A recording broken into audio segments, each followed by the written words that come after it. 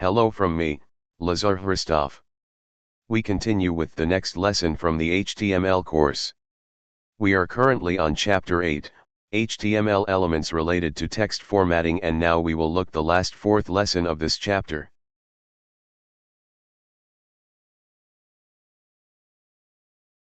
We have come to an important topic: block and inline elements. By looking at the elements that are used in the body of the HTML document, according to the type of their content and their behavior in the web page structure, they can be divided into two main categories: block elements and inline elements, that is, elements that are on the same line, in one line.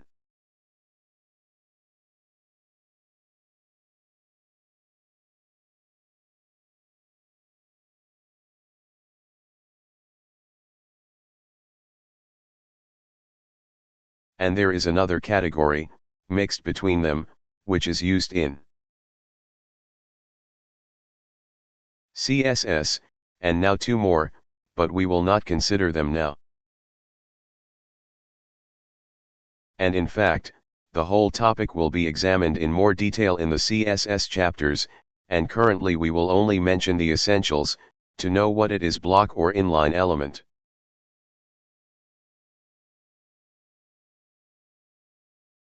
What are their main characteristics? How to tell the difference between them and others. Typical representatives of these two categories are the div and span elements, which we covered in the previous lesson. The first of them is block, and the second inline. Block elements: these items are displayed on the web page in the form of a rectangular block. Their main characteristics according to defaults are as follows. Occupy the entire width of its parent element. Their height changes according to the content. Start on a new line. Others can be inserted into them: blocks and linear elements, but there are exceptions when nesting block elements of block in block elements.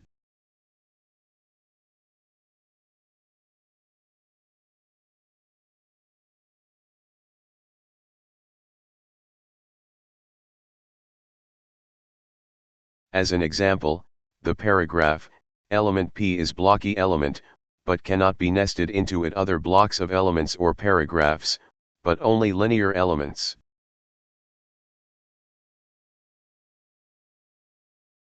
The text in them is aligned to their left edge. Examples of block elements are div, p, h1 h6, block quote, pre, hr, form, table, ol, ul, and others. Inline elements, which are in one row, in one line. These elements are displayed on the web page in the form of a block, but which is part of the row. Their main purpose is for working with text, by enabling change of a word, or even a letter of the text.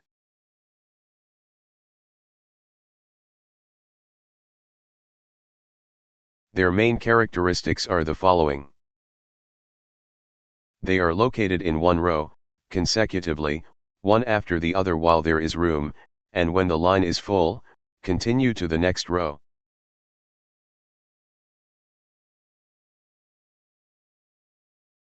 Occupy a width equal to their content. Cannot be inserted into them block elements, but others may be inserted into them inline elements and text. They cannot be given width and height, not allowed, does not work. Inline elements are span, A, B, I, U, S, Q, and so on according to this list. Complete list of blocks and line elements in HTML can be seen at this address.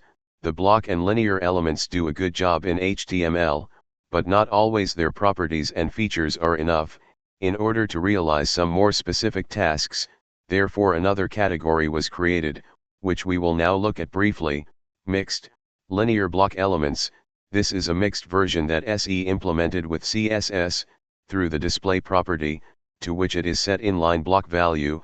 We will look at this in more detail in the CSS chapters, and now we'll just mention it briefly, the most important features of this item category.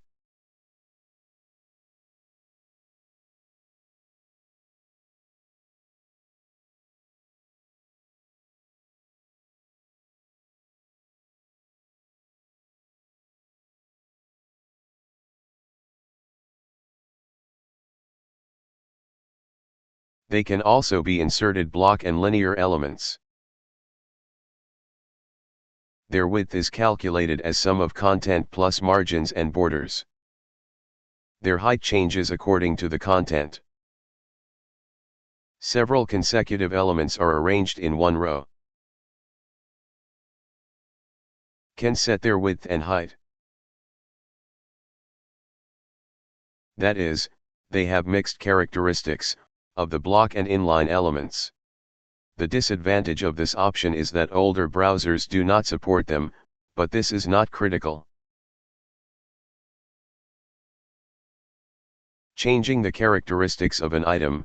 In CSS, the option is provided, via the display property, to be changeable the characteristics of an item, that is, the block element to behave as linear and vice versa. This is done by setting the display property block or inline, is meant block element to set a value display, inline, and of a linear element to set value display, block. So, the last point of this lesson it is, special characters in HTML.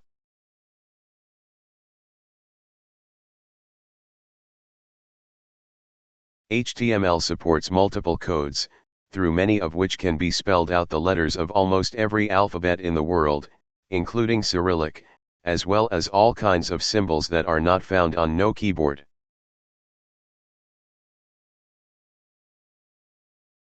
Special characters start with ampersand and end with a semicolon.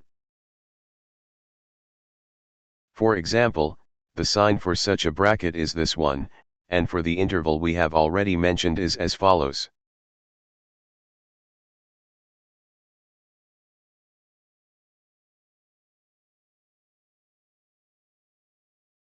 They are used, in the internet pages, when HTML code needs to be written, because if you write for example this parenthesis or this one, the browser will see them as start or end of a tag, not just as a symbol.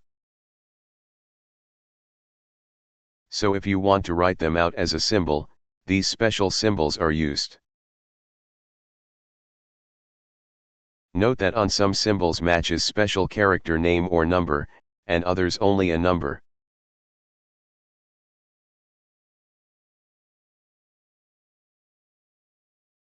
For example, the special symbol for a registered trademark matches such a symbol, or such symbol, so will you write the first one or the second symbol is still the same.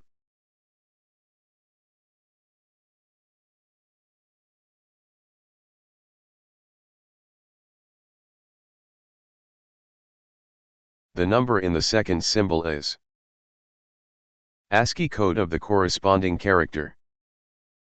Each symbol is matched a specially determined number from the ASCII table, that is specialized symbol code table, which is based on the Latin alphabet.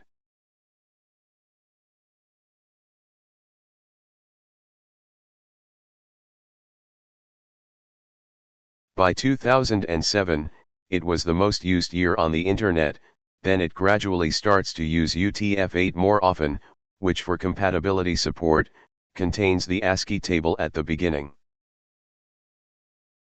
Here and finally we will end with a table of some of the more commonly used ones characters in HTML.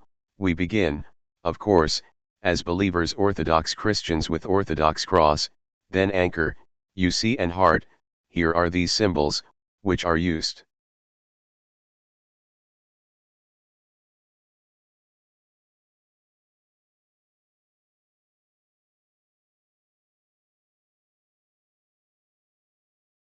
We said a while ago, in the text, in the code. So here is an example. We have a div element in which we want to write the HTML code.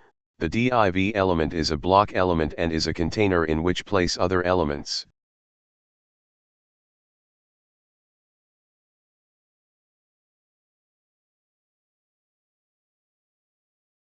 If we write it like this in the editor, however, the browser will treat the div as a div tag and won't show it.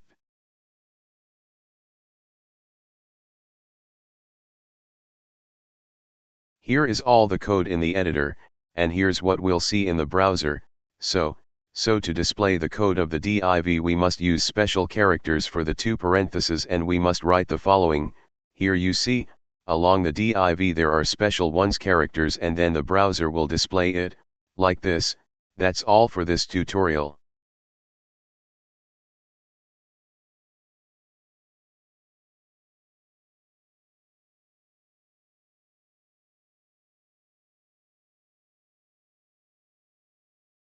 Best regards.